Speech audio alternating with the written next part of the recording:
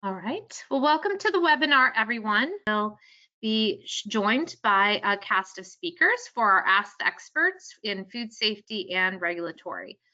So today we have Andrea Sharp, Director of Food Safety and QA from Grimway Farms, and Brian Ferrana, VP of Food Safety, Quality, and Regulatory Affairs at Misfit Markets, and Hina, Director of Food Safety Consulting at SCS. And I'm just going to give everybody an opportunity to introduce themselves, give a little background as we start this webinar. So Andrea, if you'd like to go first.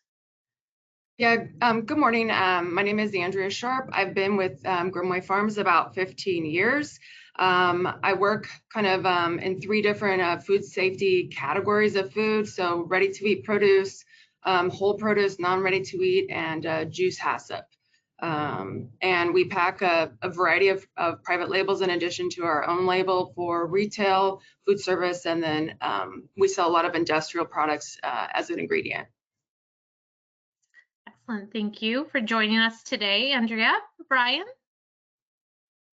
Hi, guys. Welcome. My name is Brian. I have 2 decades of experience in food manufacturing, both food, packaging, manufacturing experience. I've worked in beverage, confectionery, ready to eat, retail, and plastics. And today, I'd like to share my experience mainly on the retail side of the business. And so thank you for having me. And thank you, Brian, for joining us. And Hina? Hello, good morning. My name is Hina Patel. I'm the Director of Consulting and Technical Services at SCS Consulting Services. I have over 24 years of experience in food industry. Prior to joining SCS Consulting Services, I was the head of the auditing department at SCS Global Services for 22 years, and then I transitioned into SCS Consulting Services, which I'm finding it very rewarding. Now I'm in consulting division, preparing food safety, quality, and regulatory compliance programs, and setting up clients for success. Thank you. Excellent. Thank you, Hina. And I'm Denise Webster. I will be your moderator today. I oversee the training and consulting side at SCS with 28 years of experience. I'll cover some of the regulatory stuff, but you're actually in good hands today with obviously our depth and breadth of knowledge and experience with the speakers to answer all those key questions that you've submitted and some additional ones that we will hear from you guys today. For those of you that are just joining us the first time at SCS, we are a global certification body. We also, of course, have the consulting and training, and we offer a wide depth and breadth of food and agricultural services, from anywhere from food labeling claims to those audits like SQF and BRC, sustainability, social compliance, and more. So our agenda today is unique, so thank you for taking the opportunity to registering and joining us today live. And for those that will be listening to this later on, we did hear from you guys that you want a little bit more on the FDA regulatory updates, and so we will be talking about that as soon as we get started here. Then we'll pivot to those industry challenges and best practices that we all know, are certain areas that we really could love to hear from others. How are you dealing with that issue? What are some of the ideas, tips, and tricks that you might be able to pick up on from others? And obviously we have a great panel here today that will try to answer those questions for you, give you some different perspectives from food manufacturing to retail, all the way to our consulting side, where we see and live and breathe in many different facilities every day. Additionally, we will take your live questions. So please, additional questions, put those directly into the field call questions, and I will make sure to get to as many as I can today for the allotted time that we have. Anything we don't get to, we will follow up with you personally. All right, well, let's get started. So right off the bat, although I am your moderator today, I'm going to just answer just one question for you, which is, what are the new crucial regulatory updates for year-end compliance? We are a little bit past our mid-year, and we always do run a webinar to talk about the next year's compliance, but really a lot is going on right now that we felt also, and you felt within the questions you submitted, it'd be a good idea to make sure we had a good plan of action to proceed. So one of those items that is changing and actively changing right now that you've probably all heard about is the development of the Office of Human Foods program. This is a new model that the FDA is hoping to establish a more efficient and nimble team that will be their field operations team, as well as implementation of more of our FSMA requirements with a focus on foods versus it being part of that bigger FDA bucket. With this reorganization, it does also establish and realign functions in the Center for Food Safety and Applied Nutrition, or what we know as CFSAN. It also creates an Office of Food Policy and Response, as well as some key functions related to the Office of Regulatory Affairs.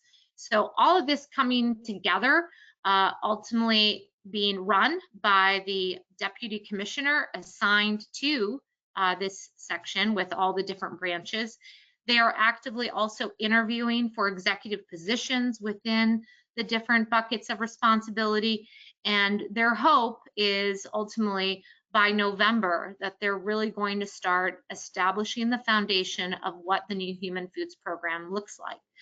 That also even includes the Office of Dietary Supplements, Office of Food Safety for chemicals, which will definitely give us a little bit more potential regulations and expectations that are going to come out of this with a focus on food safety, chemicals, that has been ultimately prioritized by that Deputy Commissioner, Jim Jones.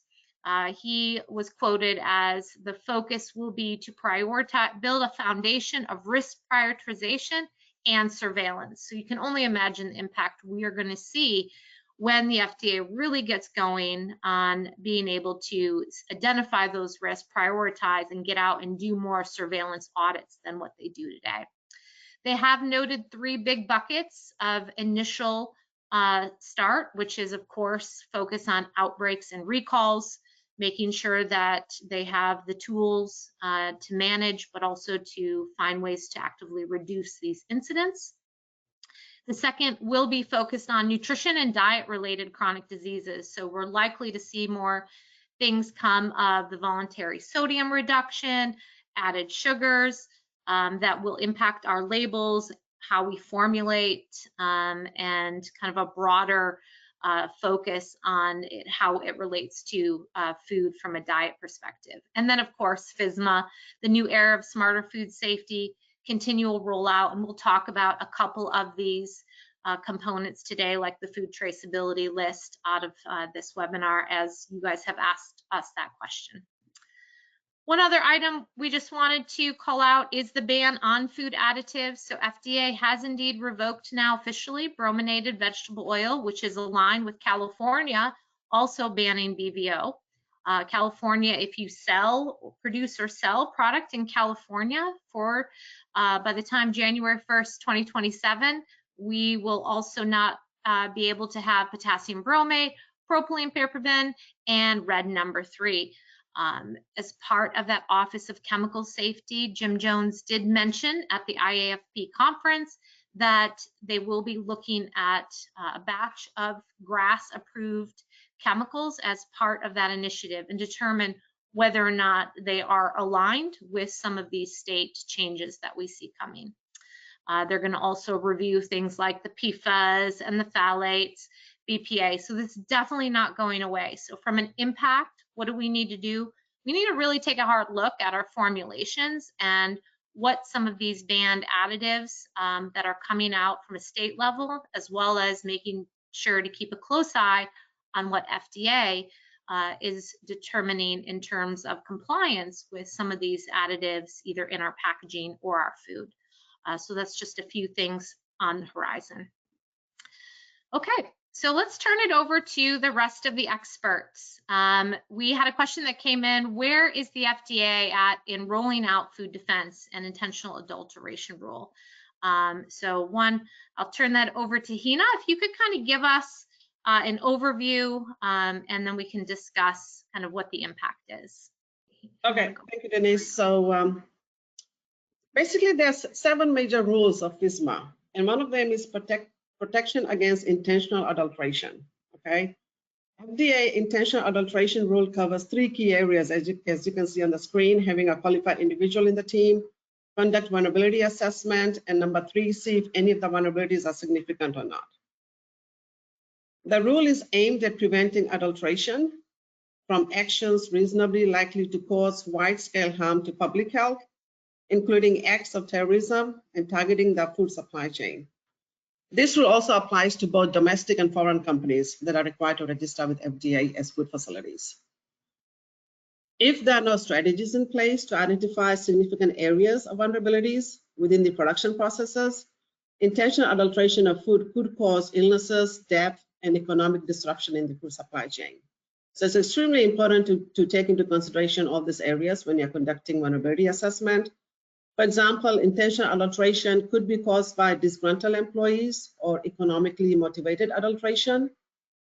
And economic adulteration is addressed in the final preventive control rules for human and animal foods, if you want to get more information, and the information is available on the FDA website.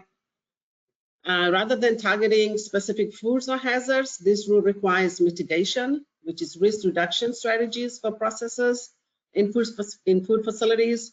This rule is designed to cover large companies and exempting smaller companies. It doesn't cover farms. In addition, the site must have a qualified individual who can work with the team on food defense plan. And to conduct vulnerability assessments, the person can take training and get FSPCA certificate to meet FDA requirements for PCQI, which is Preventive Controls Qualified Individual. So the next question is, how do we conduct vulnerability assessment? What are some of the areas that need to be taken into consideration when conducting the assessment? So to evaluate the severity and scale of potential impact on public health when conducting vulnerability assessments, site must take into consideration, number 1, volume of product manufactured at the site. Number 2, the number of servings, so check the product label. Number 3, the number of exposures. Number 4, how fast the food moves through the distribution system. And number 5, any potential agents of concern and the infectious lethal dose of each and the possible number of illnesses and deaths. Sites should also take into consideration the degree of physical access to the product. If the products are exposed or can be easily accessible, then the risk level increases, right? So these are the areas that needs to be taken into consideration. And access to the products can be minimized by having enclosed systems, physical barriers such as gates, doors, seals, and locks that will protect the products from any intentional adulteration. Mitigation strategies must be identified and implemented at each vulnerable process step to provide assurances that vulnerabilities will be minimized or prevented. So these are some of the areas that the site needs to focus on while they're working on the vulnerability assessment.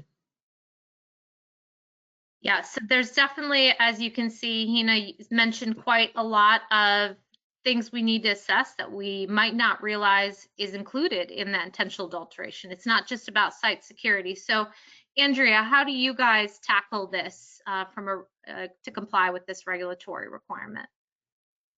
One of the things we've done is really increase the team that participates on the vulnerability assessment. We're pretty fortunate that this is our main facility is a very large site, and we do have a corporate security department and an access control team.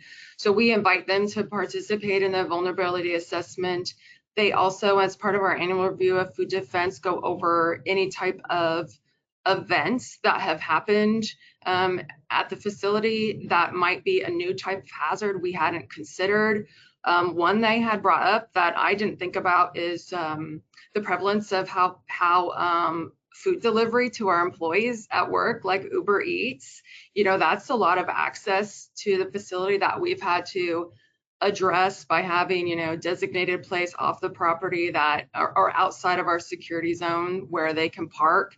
Our camera systems, we are a little bit kind of fortunate more than other companies is that we don't have bulk ingredients on the property, but we do have a large volume. Excellent. And although warehouses and retailers ultimately are exempt from having an IAVA, this is a huge, expectation that obviously we're meeting our regulatory expectations as businesses. Brian, from your perspective, what do you expect of your suppliers when it comes to protecting that food that is being produced for your business? Yeah, that's a good question. Even though retailers are exempt, we're kind of in a mixed space where we're a warehouse and also a DTC retailer as well. So under the auspices of GFSI, we're GFSI compliant. We're going to go for full certification this year. This is part of that mandate for us under GFSI, that we have IA controls in place. So we're looking at making sure that, again, we have full security. We pride ourselves in being a technology company, so we deploy a lot of technologies around our warehouses, making sure that we have electronic kind of surveillance, number one, and making sure that we really know who's on site, right? So we have a color coding system for all of our suppliers and employees that visits the facilities. That are easy to identifiable. So if there's, for example, a driver strays away somewhere, we know exactly who's who within the facilities. Everyone is easily identifiable. So some of these are really easy tactics to deploy. And so we're starting on the journey of becoming SPF compliant, starting off really basic. And then as we mature as an organization, making sure that we're deploying other technologies as well. Yeah, that balance between site security and that potential inside attacker, especially in our food processing where we have, a lot more open, product streams. Okay, excellent. Well, on that note, let's keep going with your regulatory questions. We had one submitted here of what does the new food traceability rule mean for food processors and retailers? So actually, we're going to start with Brian, pass it back over to you to kind of give us that high level of the food traceability list rules and how you guys are going about tackling it from the retailer perspective. Yeah, as in the IA rule, the retailers are exempt from FTL as well, but there's always a caveat to that, right? Not so fast as the FDA. You'd still need to keep records and making sure that you have a robust system in place to establishing a record keeping system. So let's rewind a little bit. The FTL, as it's called, the food traceability list in FISMA section 204D. You guys can call it whatever you may. The intent is to make sure that we're businesses that manufacture, process, pack, or hold food products establish a traceability record-keeping system. The overall intent is to identify materials that may be affected by a recall, and these are particular to the list that you see in your screen here: cheeses, eggs, nuts, fresh fruits and vegetables, which we deal with on a retailer level on a daily basis. All of these stuff you can imagine on the retailer side. You can I have fun with my merch team on what from a risk level perspective, but of course we want to make sure that we're a one-stop shop for our customers. The intent, simple: identify potentially high-risk products that are affected in the market, remove from market, save lives, and eventually this pushes us into a better space in the industry, right? So some of the things that we need to watch out for or the requirements is how is data shared within the supplier, the supply chain. Not only do we have to share data, but how is it stored? Now the FDA requires that you have your data. This is long-standing before, records for 2+ years or shelf life of that particular product, right? So how are companies preparing, especially retailers, for the deployment of FTL? So you have certain platforms. I'm not endorsing any platforms. We've worked with several platforms as well. ReposiTrak is a good platform that has been way out in front of Section 204. iFood DS, as well as another good platform, and Food Logic, as well as some good platforms for you guys to look at.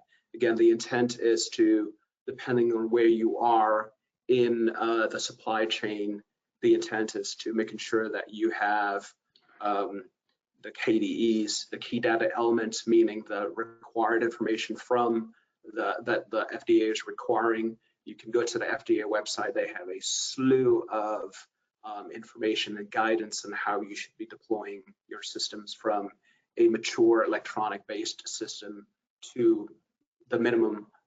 You can do it by paper as well. So the FDA allows you to keep paper records. You just need to make sure that it is in electronic format and you're able to submit those records within 24 hours, should they request, or should you have different arrangements with the FDA as far as providing that documentation.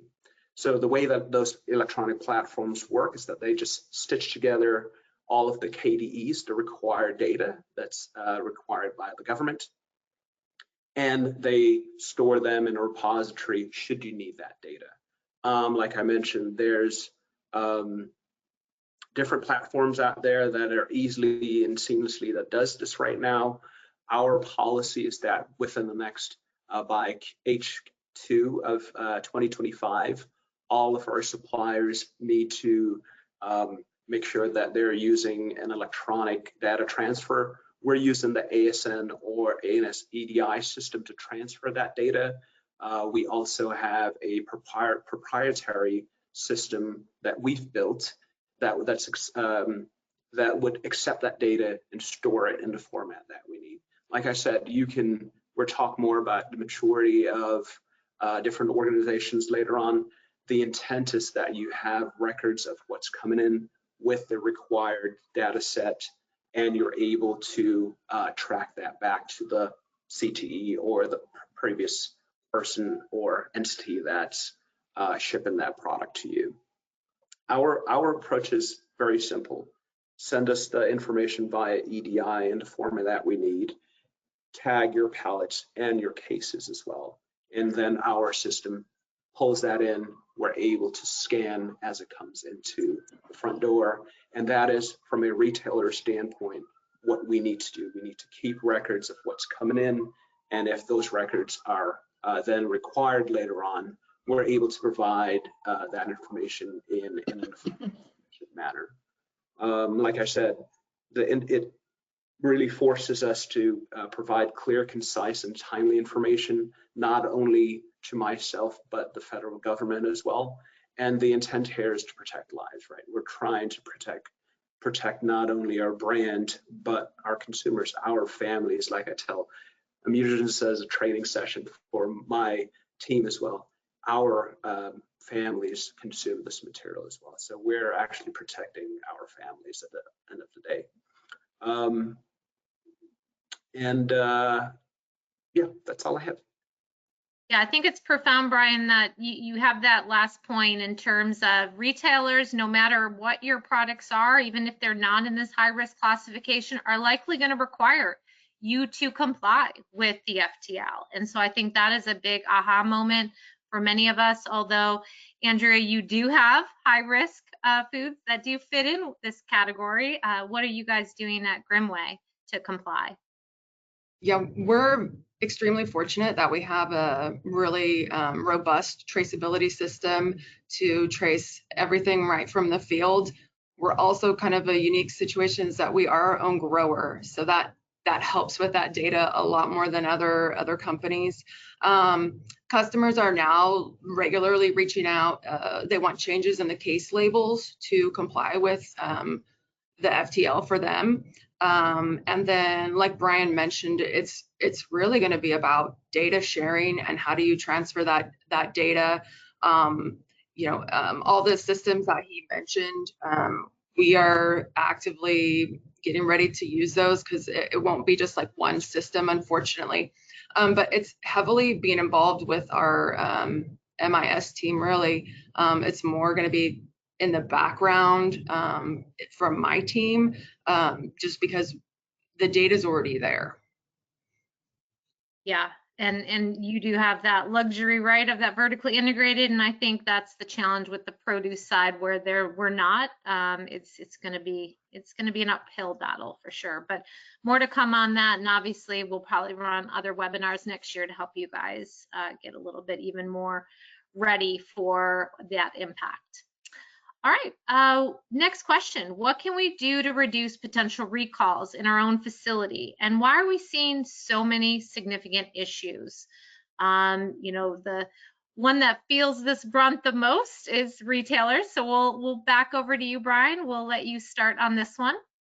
Yeah, as you can imagine, like retailers, like you said, we're the middlemen of recall activities. Our approach is very simple because we have so many, as in making sure that we're, again, deploying technologies. We know exactly what lots go to specific customers as well. We have a great traceability system in-house, so we're able to, again, utilize technology. Our warehouse management system is tied into our ERP system, which is then tied into our customer management system as well. So we have a pretty robust system, which within minutes we can tell what products are affected. And again, one of the key opportunities that we see at the front door is that a lot of material come in without like a unique identifier.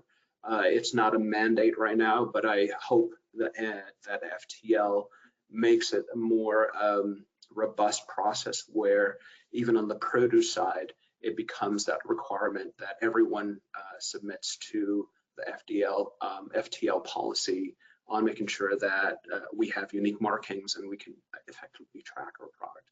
Our take is that we're going to mandate that most of our suppliers acquiesce to FTL, whether you're high risk or not.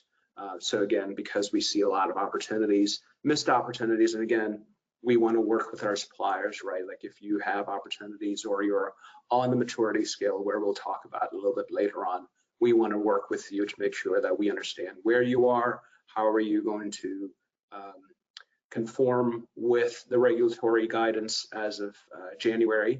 But my kind of advice to the team is to make sure that you have a plan. Now, based on what you're looking at on the screen here, 22% of recalls in fiscal year 24 were caused by food or cosmetic related incidents, right? Undeclared allergens, food, foreign material, and pathogens are your top kind of drivers to those recalls. So I would say use the data, making sure that you're reviewing, put yourself on the notifications from the FDA as it applies to your industry, and making sure that you're reviewing the data. The FDA summarizes that data as well, so you can see what's going on. You can look at your specific suppliers as well, history based on your approved suppliers program.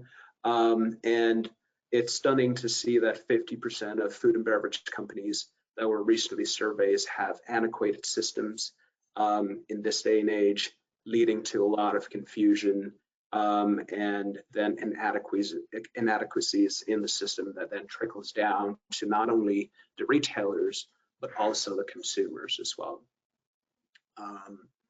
A lot of the folks that looked at technology platforms cited that keeping up with regulatory changes, which you've asked for, and reason why you're here in this webinar here today, is to really leverage technology and to have that information pushed to you. So I don't blame you based on your day-to-day functions and responsibilities that you want that data and information to be pushed to you, but you also have to take on the responsibility of looking at some of this data and making choices of developing a robust process. The name of the game is prevention, right? So you're using the data to prevent allergens from being undeclared on your labels. One of the things that we leverage SCS for is our regulatory compliance reviews of our labels. We know that's the #1 cause of food recalls in the US. And so even with my experience, I go to Denise and I say, can you help me out here? This doesn't make sense, right? So it's all about that partnership, making sure that you're leveraging your relationships within the industry. And I put myself out there. I'm not very active on LinkedIn or whatever have you not, but you guys can always reach out to myself. And I know there's a lot of relationships that I've built in the industries as well. They wish that more people would communicate and say, hey, I need help. What are you doing to not only comply, but best in class systems that we can easily transfer from one industry to the next. Food safety is a non-competitive space. And so if we all grow and we're all better, it makes it all better for the industry as well. So we're very process oriented, look at the processes from a prevention standpoint and how we can have a more effective EMP program. How can we deploy a more involved foreign material mitigation plan within your systems just to tackle the top 3 drivers of recalls, right? It's all about processes and how you can get the masses, use the masses within your facilities to help. Perfect. And I mean, that gives a great point, Brian, which is that's the retailer ask. So Hina, you're out there. Hina, you're out there consulting. You're in hundreds of factories every day, right? Or every year, I should say. What are those best practices you see in those sites that have been able to keep recalls at bay, not have those recalls? Yeah, so one of them is sanitation. Have adequate sanitation crew so that they're not taking shortcuts when they're conducting sanitation. Make sure that the senior management is providing adequate time for them to clean all the areas. Also, working with the team to make sure that everyone is informed on what causes all the recalls. It's just not the QA team. It just takes the whole village to be successful, right? So representatives from each department needs to be involved as well. For example, maintenance team, they work on the production line, right? I mean, do they have any hygiene clearance process? After all the repairs, do they clean? And do they sanitize all the repaired areas and making sure that, the production line has been inspected, before it has been released for production. So there are many areas, that the site can focus on when it comes to recalls and to prevent recalls, right? Label reviews. I'm hearing communication and key stakeholders, right? Those are 2 of those biggies. Andrea, from that standpoint, how do you guys connect those 2, or what others things that you do to kind of avoid this issue from cropping up? Yeah, we conduct our own internal swabathons so we can assess the environment and determine if there's areas that we hadn't considered. We don't tell anyone when we're going to do it. It's always a surprise, so no one in sanitation, can prepare. Also, Hina had mentioned, just following good sanitation procedures. We've moved to electronic record keeping, and we've built in a timer of how long sanitizer has to sit on equipment before we can turn it over to production. We've used electronic record keeping for the maintenance clearance, where we tie in the breakdown work order to the cleaning, to the inspection, to the release. Allergen stuff, to me, the biggest challenge is that across a product line with different allergens, the labels all look the same. So that looks really nice on the shelf, but it does make it challenging for the facilities. So make sure that you're using, again, electronic technology to verify that your label that you're applying is indeed, the right label. Vision system or, barcode scanners is one option. But yeah, you can't be too careful with allergens. Yeah, so even with the best communication and key stakeholder engagement, we need to trust but verify, right? It sounds like verification and really challenging and testing your programs is what you guys excel in. On that same note, Andrea, if we can keep going with your thoughts on how can we improve our audit scores and develop better food safety programs? What is Grimway's kind of secret to success in this avenue? Yeah, I know this sounds like kind of simple, but if you develop your whole program at the same layout of your audit code, your audits will go so much easier. you know, I'm worried that SQF is going to like reorganize and renumber when they issue the next one, but once you go through the pain, it will be worth it. Other things that we have done is, you know, part of the SQF code is the SQF systems elements checklist. And for that, that's turned into, for us, a living document. So when we have findings, either in our SQF audit or our own, you know, customer audits or our own internal audits, we add things to the SQF internal systems checklist. So that's like the SQF code plus some of specifics to the plants that we have, you know, maybe had a gap on. And then I know this is another simple one, but man, I'll do a word search just to look for the word risk in the SQF code, and then find out the sentence that it calls out for each one, because sometimes it does say you need to do a risk assessment. And that's been something we've missed before. We didn't have a documented risk assessment. So, you know, the code's really good in terms of it tells you what to do. But there's just a little nuance there that you might overlook. Yeah, same with BRC. Lots of areas where we need to write risk assessments ultimately, so we know the risk and then have to show controls against it. Hina, with all your years of auditing experience and now out there helping to implement against those audit programs such as SQF, BRC, Global Gap, what is your advice for companies to help improve their audit scores? Yeah, I will do a really thorough internal audit. Look at the audit checklist very carefully, go over each and every question, and try to be as hard as possible on yourself. You know, this is an internal audit. Try to find as many findings as possible and then come up with the corrective actions. So this will help you to prepare for the actual audit. And also train the workers, make sure they understand the questions in the audit checklist, because during the audit, the team has to present themselves. So make sure that every person in the department understands their areas of responsibilities. Work with the senior management for any additional resources. If you think that there's a gap in the system, talk to them. You know, ask for support, employee resources, financial resources, right? And teamwork at the end. You know, it takes a village to be successful, right? So make sure that everyone understands the requirements in the applicable scheme. So yeah, take lots of trainings, communication, touch-base meetings. So that will help to improve the audit score and come up with a better food safety program. Okay.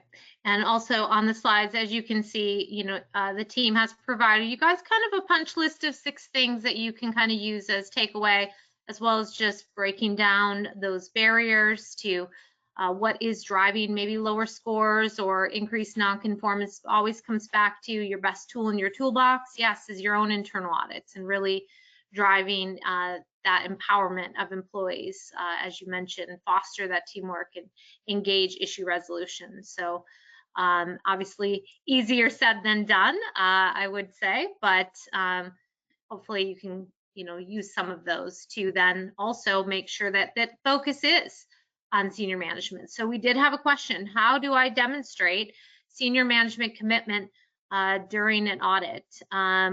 We're going to start here with Andrea, and then we're going to look at it from another perspective on the retail side as well. Andrea?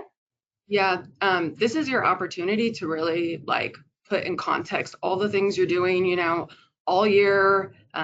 Give yourself, you know, brownie points for the things that really you've spent money, time, and resources on.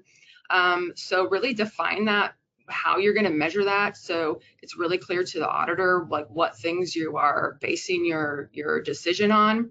I have some examples later of behavior-based objectives and performance measurements to say how well are we following our own programs internally. Give yourself credit for all the resources used to support food safety. Like, I know I talk about like new projects, but also significant recurring expenses. You know, it's a lot of money to keep floor coatings up. We've been painting some of our areas with a different coating. That's in some areas where we have condensation, that's a significant expense, and record those things. Staff resources, I've had to allocate, you know, probably half a time person, 20 plus hours a week, to electronic record keeping data system management. That's a big commitment. We should highlight that. I've been fortunate enough to hire on a new analyst this year who can help me with all the data now that we have. New technologies implemented and evaluated. We're looking at some nanobubble technology to help with water disinfection and reduce the amount of chemicals we might need. And even if you decide not to go forward with it, like, still put that down to show that, like, leadership is looking at what's next. And then other recurring services, electronic record keeping systems are very expensive, but worth it and really necessary. 2 years ago, we moved to electronic record keeping, and I asked my team the other day, like, how much data, like, are we entering in there? And right now, we're entering about 7,000 numbers a day, which shocked me. And that's not even yes or no's on pre-ops and stuff like that. So just the amount of data is overwhelming, and we can only do it electronically. Yeah, it was interesting. Someone put in the question a comment, which is, build your program so it works for your facility, right? Yes, the schemes and the systems and all of those we have to comply with, but how does it work for you? What are the things that you need to ensure that is compliant, and back to those kind of risk assessments, focused effort. Hina, any further thoughts from you in terms of what you've seen where you just go in a facility and you're like, wow, this site has such a high level senior management commitment? What do you see? What, from an auditor even perspective? Yeah, so I have seen senior management is more committed. Like, for example, they talk to the team, they attend touch base meetings, and they have like open communication with the supervisors, managements, and line leads. So there's more like an open communication going on between senior management and the middle management, and also providing support, right? They're always talking to them, hey, if you need more employee resources, your team is too small, are you struggling? Where can I help you out? So, the commitment starts from the top, right? So it's very important that they're talking to managers and supervisors and asking for any support. Sitting in the meetings, going over the findings with them, are these major, critical, or minor findings? How much of resources will be available to fix, big holes on the floor? The ceiling is falling apart, condensation issues, as Andrea mentioned. So, yeah, the commitment is very important. It has to come from the top. Yeah, active engagement, resources. Right. And that all goes to a topic that is near and dear to Brian's heart that we want to just spend a minute or so on, which is, where are you at in that maturity model, and where do you need to focus a little more effort? Brian, give us just a high level of what we could look for here. Well, this is really, I'm selfishly looking at it on my side, on the retail side, as far as the rejections that we see. That's how we kind of gauge like where the suppliers on the maturity scale based on defect level. How are you performing, right, as expected? So based on the systems and processes that you have, are you an initial level 1 maturity, or are you optimizing? Are you defined, meaning that you're in the middle of the road with your processes and procedures that are proactive instead of reactive? So this is what I talked about earlier about having a roadmap in what would you like to be. Andrea and I talked about a lot of technologies, and this is where we're hoping that the industry is moving towards, but not everyone have the resources that large organizations do, right? So it's okay to start somewhere, but it's not okay to be stagnated. And that is the message here, that we keep the ball moving forward, that you have a plan to moving from level 1, where you're like, I'm all manual, I have Google Docs or SharePoint, or if you're working in Smart Sheets as well, it is still something, right, that you have, and you can demonstrate that you're moving the ball forward from a level 1 to a level 4. Even as you guys know, in the news right now, you have a large organization that is optimized, that is internalized, and they still manage to have, now they've shut down one of their plants. So you can be an optimized company and still have misses. You can still the zero defects kind of journey, it's never zero. I'm going to tell you that it's never zero, but it is a journey to zero, right? And it takes a village, and that's why we're here. We're sharing these best practices and how we can get better as an industry. And it's all about mitigating risk and keeping our families really safe. And so it starts, like Hina and Andrea were saying, it really starts with leadership and management commitment, making that relatable to them. You know, they think that they hired us as quality folks to really take care of the technical work, but you have to make sure that you're making that information manageable to the executive leadership team or your senior leadership team of how they can take ownership. If I've worked with you in the past or I've consulted with you, you know it's all for me. It's about, yes, I'm here as a resource, but how can you take the ownership? What is that? How can we as professionals build that bridge between the technical part and ownership from a deployment standpoint? What does it mean? Make it realistic and relatable to leaderships within your organization. Yeah, and even though you have maybe a very mature business, it doesn't necessarily translate to all aspects of the business, especially when it comes to food safety and regulatory, as well as our food safety culture. We had multiple questions that came in about what is the best practices when measuring food safety culture. What are some of those ways that food safety culture can be promoted in a large food processing plant to get to a more mature level? So really tied in nicely with your food safety culture might not be at the same maturity level as, you know, your entire business model, and that could create issues like recalls or outbreaks, you know, because we're having overconfidence in where we're at in that kind of tiered step. So if we start with food safety culture, we need to be able to know where we're at. Andrea, how do you guys go ahead and establish at least best practices here on that journey of trying to get to that higher maturity level with food safety culture? Yeah, so in the last couple of years, these are some behavior-based metrics that we have implemented, and this is above and beyond just the regular metrics that kind of everyone's tracking. So we have the food safety culture, the survey participation rate, closeout rate for internal audit findings in a timely manner. I've never worked anywhere that's not a challenge to get our own audits closed out. Complaints related to personnel GMPs, non-conformance trends of daily GMP audits. Again, because we have electronic records, we're trending those findings and saying, you know, what are our people, you know, bypassing on GMPs, and where do we need to retrain them, and we transition those to tailgate meetings.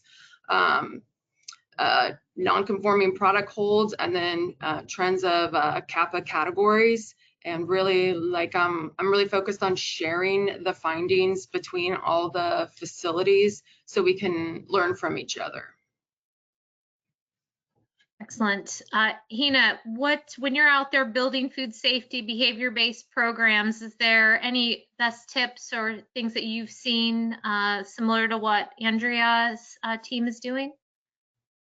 Yeah, so I think one of the things is working as a team, right? As we know that in the manufacturing operations, there are several levels of management.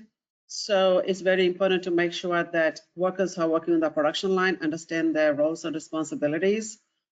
Language barrier is one of them as well.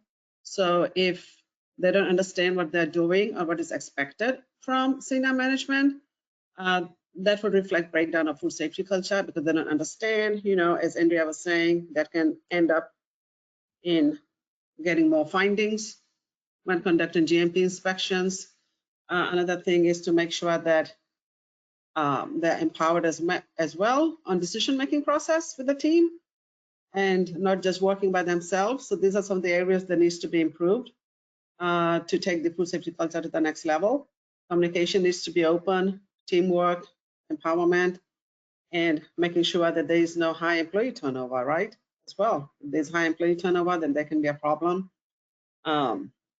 Production pressures can be a problem as well. The company is too busy making profit and there's not enough people to work on the production line.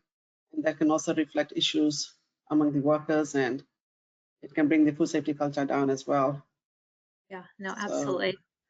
And on that note, Brian, what are you guys doing or seeing out there in terms of some of your key accounts, key suppliers that really just have that breakthrough food safety culture, like you see it on the retail side when you go in and visit a site?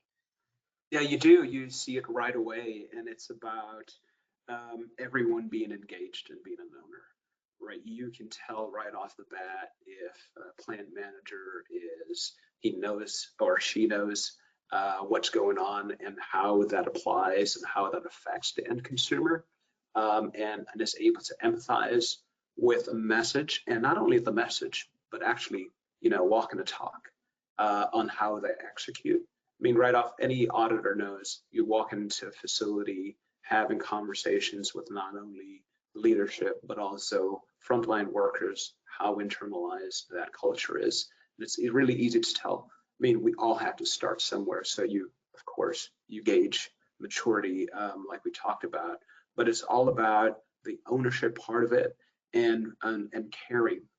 That's what it comes down to, that you care about what you do and you have a passion. If you do, you will take the ownership of knowing exactly what metrics, what's key success to your end consumers and what does success look like. Yeah, and that's felt at all levels within the operation, right? It's not just, top, it's all the way from everybody that is doing those tasks day to day in the facility. Excellent. Well, thank you for that. Great insights, all three of you. Pivoting a little bit on a more technical topic, what is the best practices for corrective actions with positive environmental swabs? We're actually next month going to run a whole webinar just on environmental monitoring best practices, but we didn't want to not talk about it in this conversation. So we'll go ahead and turn this over to Andrea to kind of give us her insights through a case study.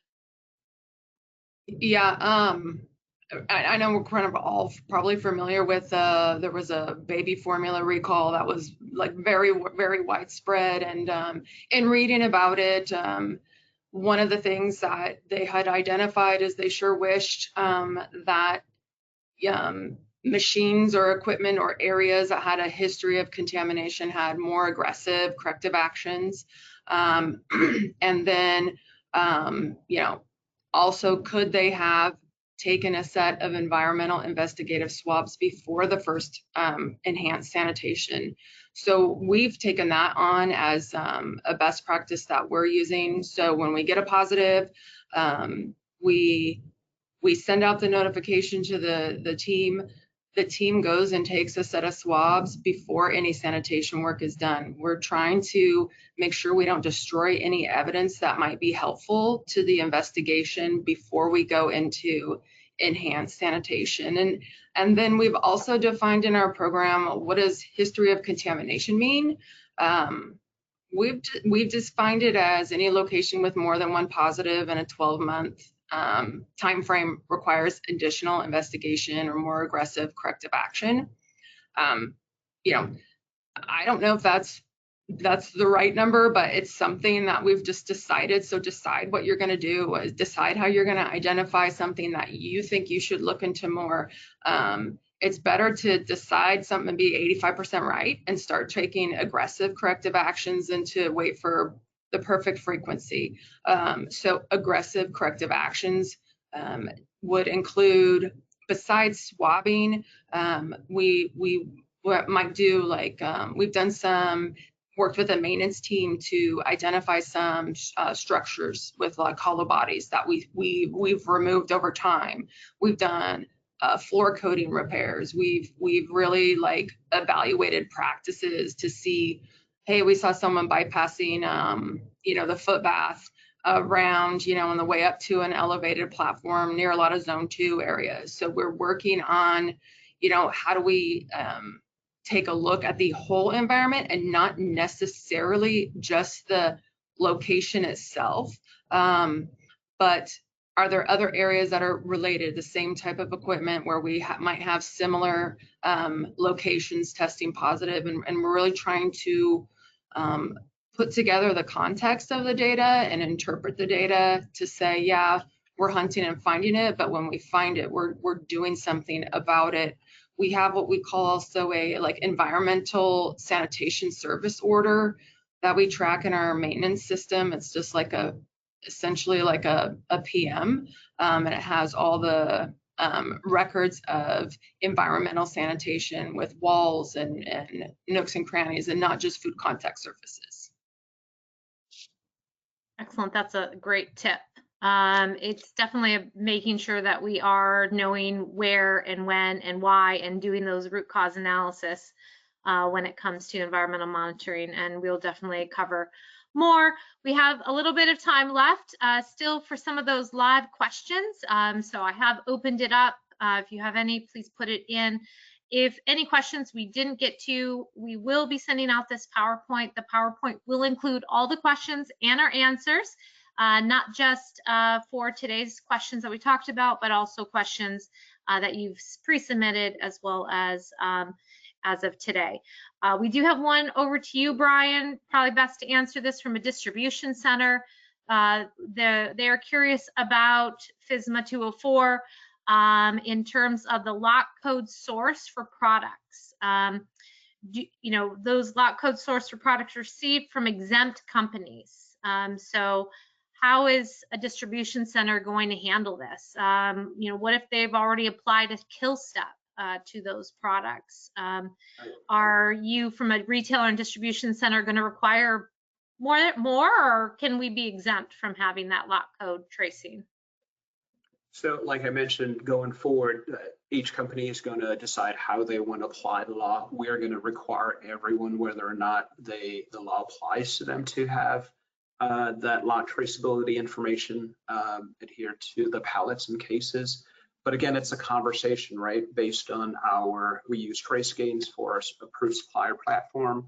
And if that doesn't apply, they send me a notification, then we can begin a conversation on if you're exempt, and it's all about a conversation. So reach out and say, hey, work with your retailers to say, this is how we intend to or not intend to comply with the intent of the law, and make sure that it's that you provide adequate justification. Excellent. And there is a special request for your list of potential service providers, although he's not endorsing them. And there are plenty out there for sure. Excellent. So we are at time, but as I mentioned, I'll just show you guys, we have those questions queued up. We are going to respond to all of them and provide this to you in a full PowerPoint. I wish we had a whole nother hour to get through all of your questions. And obviously, thank you guys, all three of you, for joining us today. I just want to go around and just, if there is any last minute kind of best practice or tip that each of you might want to share to everybody before we wrap up this webinar today. I'll start over here at Andrea. Okay, I got two. One is have standard agendas with like a yearly calendar of what you're going to cover when, so you don't forget to cover things at frequencies that you say you're going to cover quarterly and you accidentally forget. And the other one is the North American Meat Institute. I'm not in the meat industry. I've never been in the meat industry, but they provide some excellent resources, especially around sanitary design and qualifications of like new equipment. So I would check out their site. I've learned a lot from that site. Yeah, trade associations are so great. If you're not involved actively in your relevant product category trade association, start today. Look them up, even local ones. Hina's, based in Texas, and so I know we're looking at trying to partner with those Texas associations to help more companies. Hina, best practice tips to close today? I would say talk to senior management, ask for support, have open communication all the way from top to middle management, and continuously talk to the workers as well, and take lots and lots of trainings, attend webinars, conferences, and just expand your knowledge. Excellent. Totally agree. Thank you, Hina, for all your insights today. Brian? My feedback to the team is that you showed up today because you care. And thank you for that. You make us better. You make the industry better. So showing up is, I tell my team, it's the first thing. Leaders show up, and you guys are leaders. So I want to thank you for that. But also working with different organization, you know where you belong, and if your values are aligned with an organization, you belong. And we don't need to talk about management commitment, that it flows easily. So again, it needs to flow with you as a person as well. My feedback to you is that show up and make sure that you're doing your part. Excellent. Well, thank you, Brian, for that as well. And we will get this out to all of you guys within the coming days. Thank you all. And we have a survey at the end. We'd love to hear your feedback and see you on our next webinar next month for environmental monitoring. All right. Bye, everyone. Thank you.